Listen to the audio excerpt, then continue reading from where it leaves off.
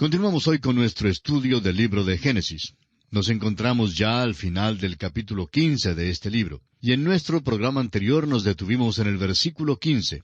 Comenzamos hoy entonces con el versículo 16, que dice: «Y en la cuarta generación volverán acá, porque aún no ha llegado a su colmo la maldad del amorreo hasta aquí». Dios dice que no puede poner la descendencia de Abraham en esta tierra ahora, porque ama a los amorreos también, y quiere darles la oportunidad de volver a Él. Dios les dio unos 400 años. Ese es un tiempo largo para ver si se volvían a Él, ¿no le parece? La única que volvió a Él en esa tierra fue aquella mujer cananea, Rahab la ramera. Ella fue la única que volvió a Dios. Ella creyó en Él. Y amigo oyente, eso es todo lo que Dios nos pide que hagamos, creer en Él. Por eso dio a los amorreos todos aquellos años de oportunidad.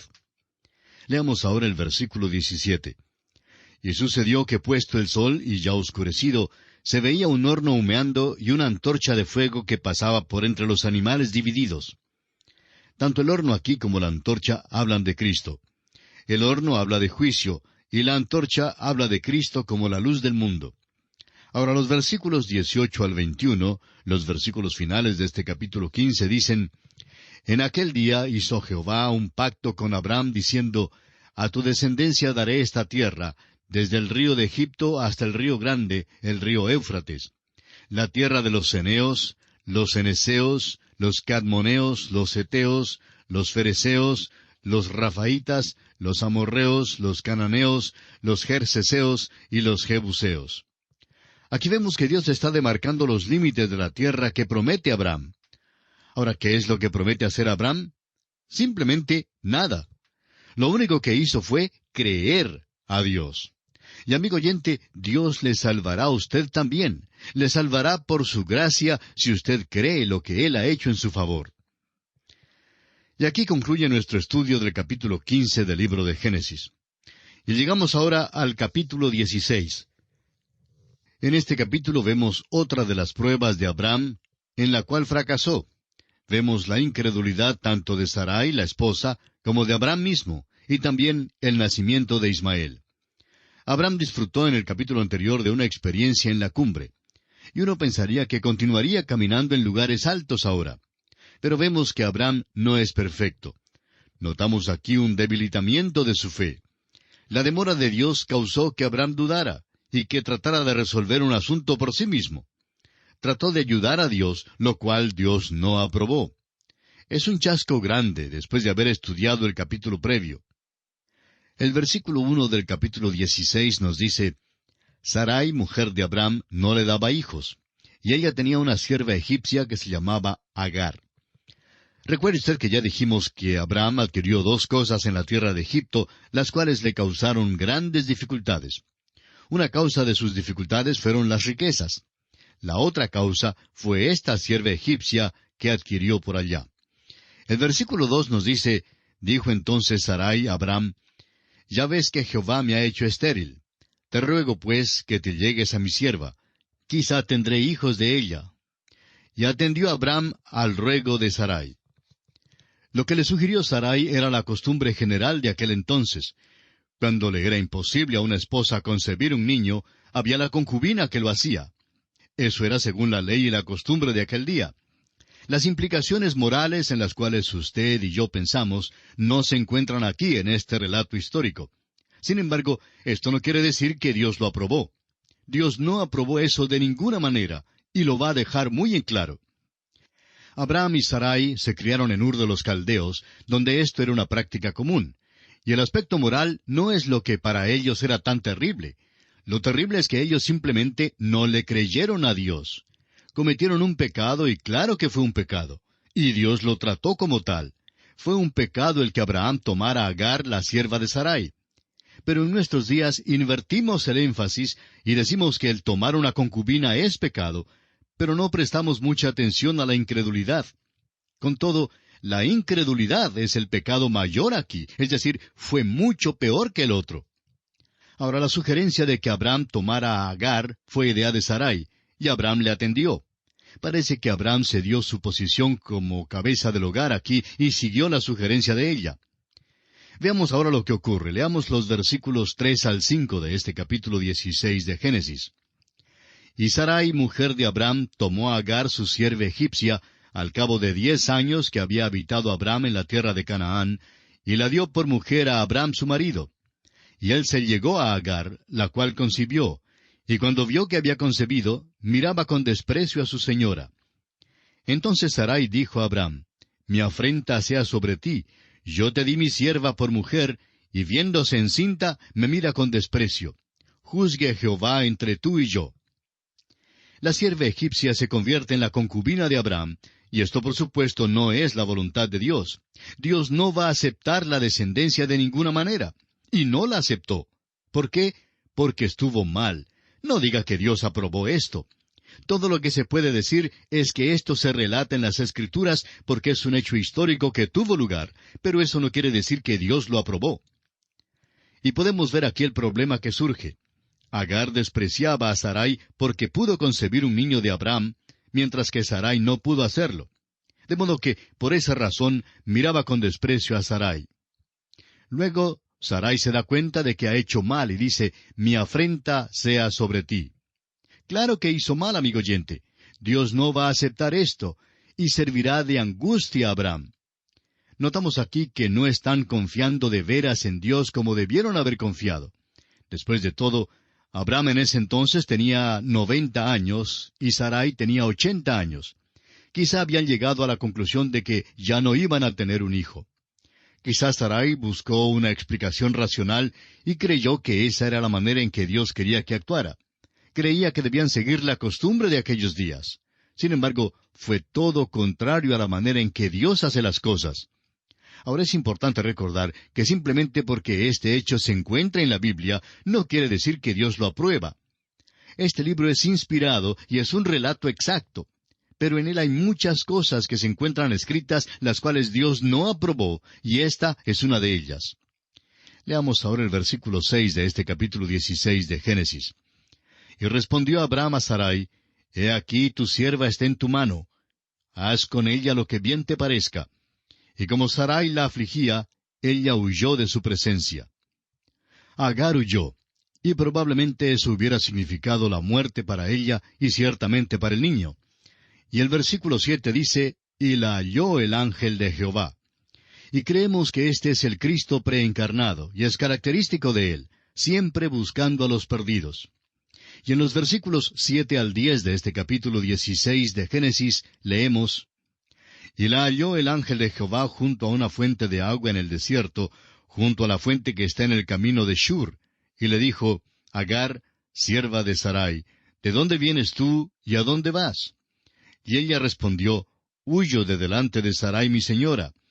Y le dijo el ángel de Jehová, Vuélvete a tu señora, y ponte sumisa bajo su mano. Le dijo también el ángel de Jehová, Multiplicaré tanto tu descendencia, que no podrá ser contada a causa de la multitud. Agar había corrido una gran distancia antes de que el ángel de Jehová se le apareciera.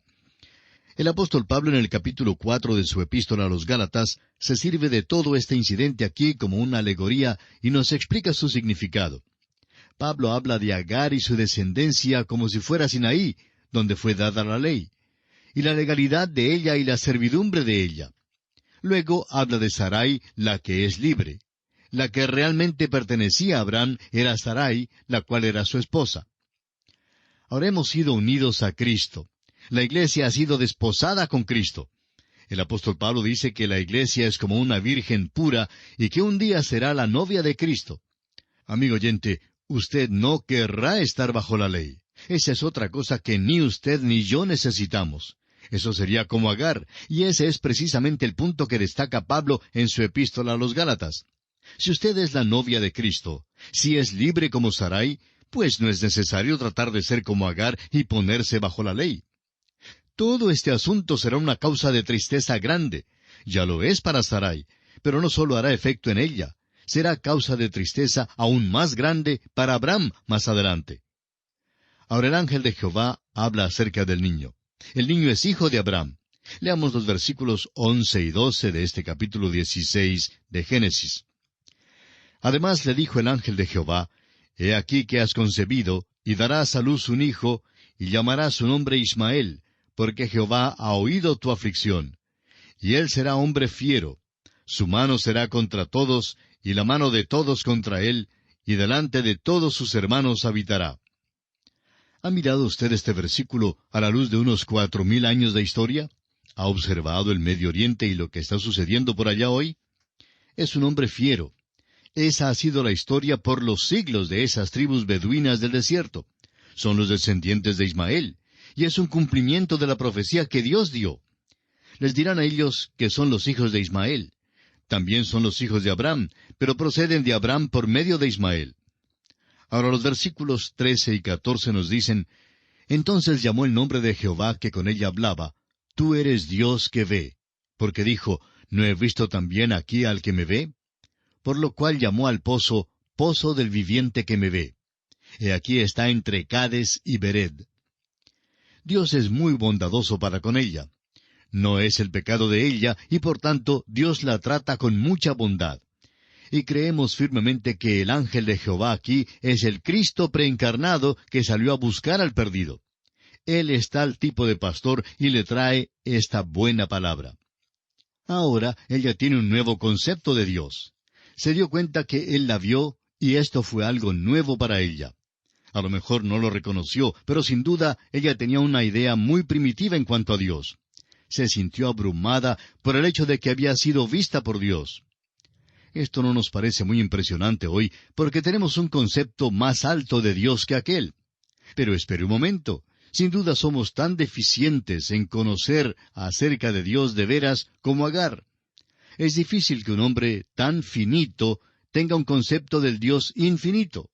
Todos somos verdaderamente deficientes en comprenderlo y en conocerlo.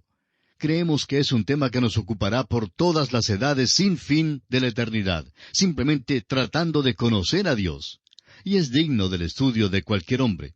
El aprender a conocer a Dios es algo que dignificará la posición del hombre por toda la eternidad. Leamos ahora los versículos 15 y 16 de este capítulo 16 de Génesis. Y Agar dio a luz un hijo a Abraham, y llamó a Abraham el nombre del hijo que le dio Agar, Ismael. Era Abraham de edad de 86 años cuando Agar dio a luz a Ismael. Recuerde usted que Ismael es el hijo de Abraham. Abraham tiene ahora 86 años. Antes de seguir al próximo capítulo, quisiéramos recapitular lo que ya hemos dicho en cuanto a las pruebas que Dios da a Abraham. Dios se le apareció 7 veces. Hemos notado que hubo ciertos fracasos en la vida de Abraham, pero que también hubo éxitos. Y quisiéramos bosquejar las 7 pruebas que Dios le dio a Abraham.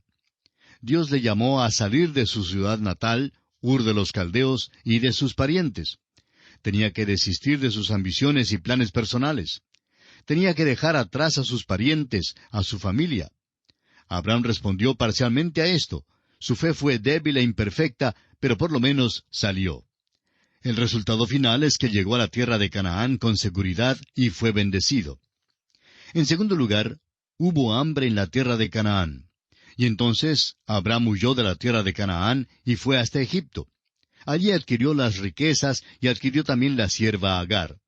Ahora estas dos cosas, tanto las riquezas como la sierva Agar, le sirvieron de tropiezo. Ahora en tercer lugar, a Abraham le fueron dadas riquezas, y ellas son una prueba de veras. Las riquezas han servido de tropiezo a muchos hombres. Algunas veces hemos deseado que el Señor nos permitiera este tipo de prueba, en vez de alguna de las otras pruebas que nos ha dado. Pero lo que ocurre es que Dios no puede tener confianza a veces con nosotros en lo que respecta a las riquezas. Abraham realmente no se olvidó de Dios, porque fue generoso y magnánimo con su sobrino Lot. Sin embargo, las riquezas le separaron de Lot. Luego, Dios se le aparece de nuevo. En cuarto lugar, a Abraham le fue dado el poder para derrotar a los reyes de Oriente. Y aquella fue una verdadera prueba, y salió vencedor de ella. Luego encuentra a Melquisedec, quien salió al encuentro suyo, y creemos que fortaleció a Abraham para la prueba, y por tanto, Abraham rehusó recibir los bienes del botín de la guerra. De modo que Dios se le aparece a Abraham y le consuela. En quinto lugar, notamos que Dios demoró en dar a Abraham un hijo por medio de su esposa Sarai.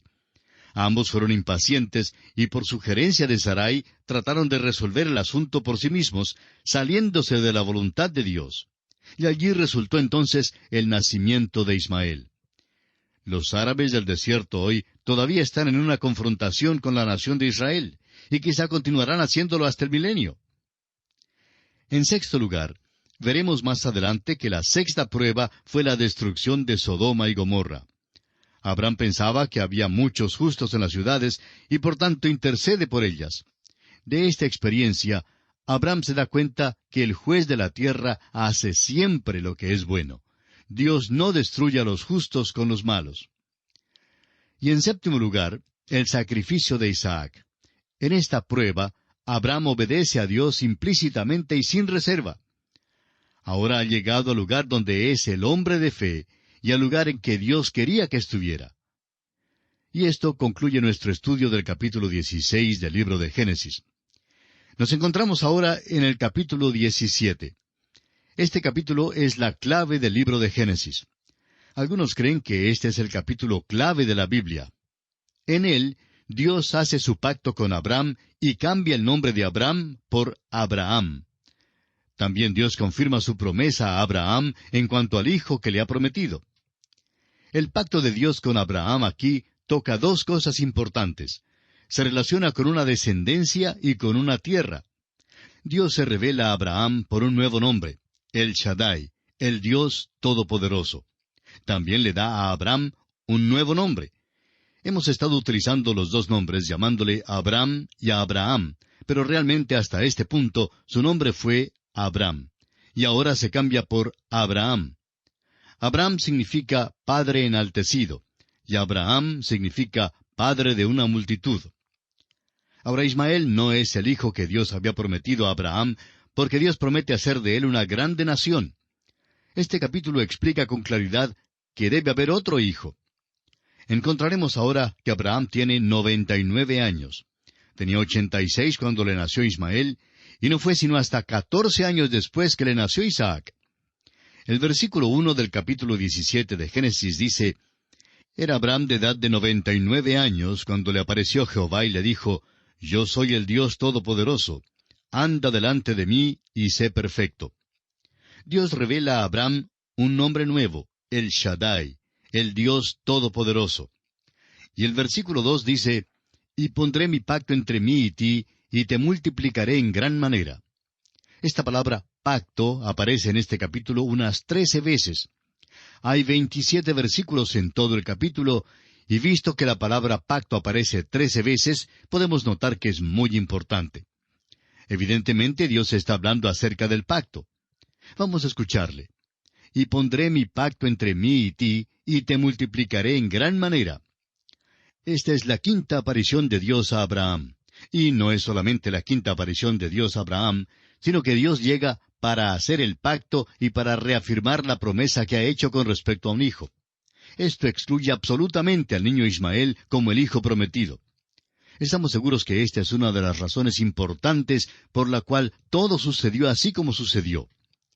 El apóstol Pablo habla acerca de esto en el 4º capítulo de su carta a los Romanos, versículo 19, donde dice, «Y no se debilitó en la fe al considerar su cuerpo, que estaba ya como muerto, siendo casi de 100 años, o la esterilidad de la matriz de Sara». La matriz de Sara era realmente una tumba. Fue un lugar de muerte. De la muerte llegó la vida, nació Isaac. Y así el apóstol Pablo concluye el capítulo haciendo una comparación entre Isaac, como nacido de una matriz muerta, y la resurrección de Jesucristo nuestro Señor. Dice Pablo, «el cual fue entregado por nuestras transgresiones y resucitado para nuestra justificación». La vida que procede de la muerte. Esa es exactamente la promesa que Dios hace a este hombre Abraham. Tenía ya 99 años, y eso quiere decir que Sara tiene 89 años. Al nacer Isaac, Abraham tenía 100 años y Sara tenía 90 años. Ahora los versículos 3 y 4 dicen, «Entonces Abraham se postró sobre su rostro, y Dios habló con él, diciendo, He aquí mi pacto es contigo, y serás padre de muchedumbre de gentes». Se nos dice que será el padre de muchas naciones. Piense en ello, amigo oyente. por unos 4,000 años ha habido las dos grandes líneas de Abraham. Hay la línea de Ismael y la línea de Isaac, y ha habido millones en cada línea. ¡Qué familia! ¡Qué reunión de familia! Luego añaden a estas la descendencia espiritual de Abraham, nosotros que somos llamados los hijos de Dios por la fe en Cristo.